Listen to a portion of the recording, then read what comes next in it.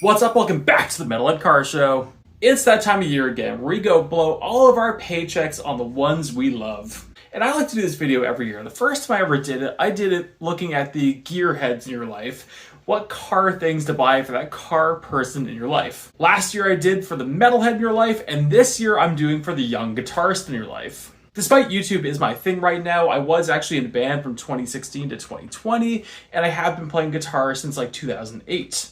So I've been there, my parents have been there, of what to get that new guitarist or the young guitarist in your life. And today we're going to go over 5 things to get that young guitarist in your life. Enough dawdling, let's get right into it.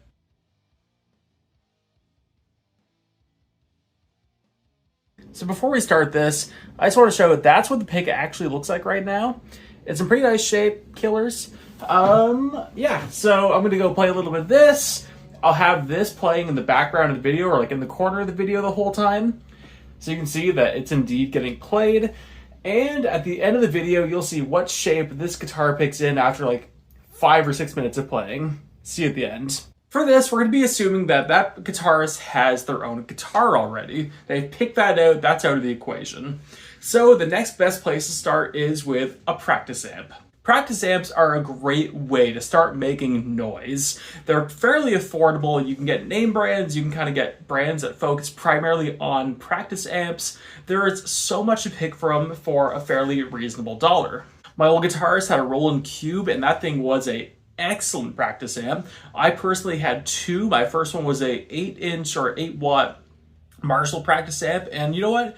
It was fine. It wasn't my favorite one, but it was fine. It did the job. I ended up actually buying myself a Line 6 Spider 4, and Line 6 has not a great reputation, but for a practice amp, it did a great job. I thoroughly enjoyed it. And I thought it was a great pick then, and frankly, for a practice amp, I'd still recommend it now. But going to your local music store with said guitars to go try out amps is the best thing you can do.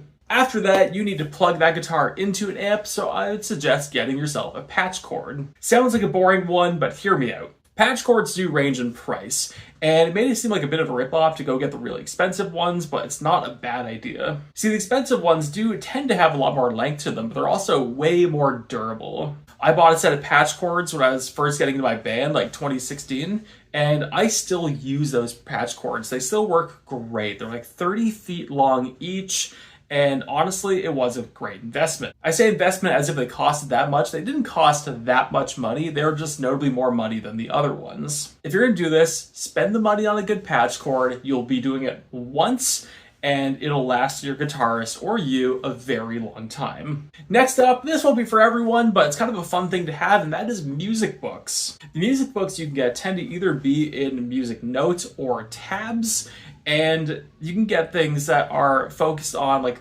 the hits of particular genres, or you can get ones focusing on bands. I have one that's like metal essentials, I have one that's like Iron Maiden hits, and I have one that I think is the entire Final Frontier album on in a book.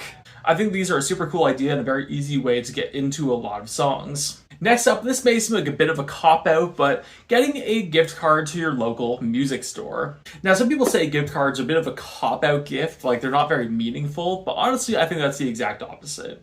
I personally believe that getting someone a gift card to somewhere shows you are into their interests, but you don't know exactly what they want, but you're willing to go make sure they get exactly what they want with said gift card. And honestly, once they get into that store, it's going to help a local business. They're going to go back to that store if they like it, and it's going to be a good relationship long term, especially if they end up getting into a band. I personally did all of my shopping at Long McQuaid. They're pretty much the Canadian equivalent to the Guitar Center stores in America. I don't think we got any of those here, but either one would do just fine. But if there's a local one that is a like family-run shop, I would suggest checking them out as well. In Ottawa, there's also Fleet Music, which I bought my Dean Dave Mustaine Zero from. I got to go through the whole store, check out a few guitars. I don't even think I was planning on buying a guitar that day. It just kind of happened. You know how it is. But a gift card to a local music store is always going to be a great idea. They're going to get exactly what they want. The last one I'm going to mention is a guitar case. Now, a guitar case might not seem like the most exciting thing in the world, but it's a great way to preserve your guitar for a very long period of time. And a universal guitar case runs like 130, 135 bucks. It fits pretty much every single guitar. A Gretsch might not fit, and acoustic's not going to fit, but pretty much any electric guitar is. The only guitar I own that won't actually fit into a universal case is my Mustaine V. I bought this from Axe Music in 2010, I think. It was the first guitar I ever bought, but its wingspan is actually too wide, but again, it's the only guitar I own that won't fit. Otherwise, a guitar case is an excellent idea, and again, as long as you don't abuse it and chuck it through walls, it'll last forever. So at the end of kind of just dicking around 2 songs and 1 solo for a bit, this is what the pick looks like. Now, it may not seem like that much, but that finish is already coming off after 6 minutes of playing, and I don't know if the camera can really pick it up, but you can see that the end has started to be a little bit deformed. So that is my list of things to get the new guitarist in your life, plus one thing that you don't really need to. But I want to know, what do you think? Are you just getting into guitar, and what are some of the things that you would love to get under your Christmas tree, in your stocking, whatever? And what are some things you'd recommend for a new guitarist? Let me know in the comments. Thank you all so much for watching. Like, subscribe, enjoy the videos you've seen. I tend to post a couple times a week. I'll see you later and have a happy holidays.